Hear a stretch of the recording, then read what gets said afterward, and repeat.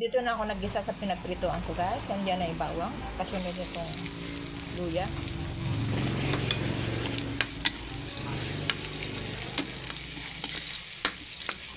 Sibuyas.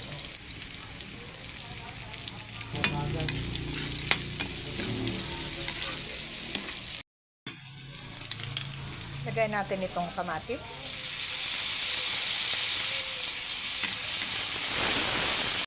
Lalambutin natin itong kamatis. Lagyan natin ng konting sabaw.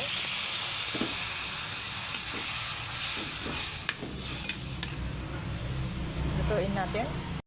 Lagyan natin ng konting asukal. Paminta. Dagdag tayo ng konting patis. Ang pasarap. Ilagay na rin ako ng konting asukal at saka paminta guys. Pasensya na, naputol yung aking video. Ilagay natin itong black beans.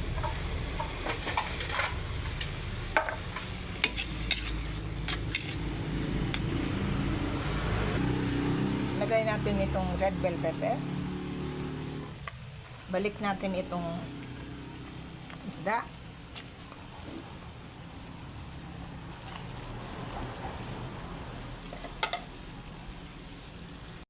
Ito, ready to serve na to guys. Itong sarsyadong isdang tilapia. Ayan ang aking menu ngayon. Magandang tanghali sa inyong lahat. Hanggang sa muli. Bye-bye!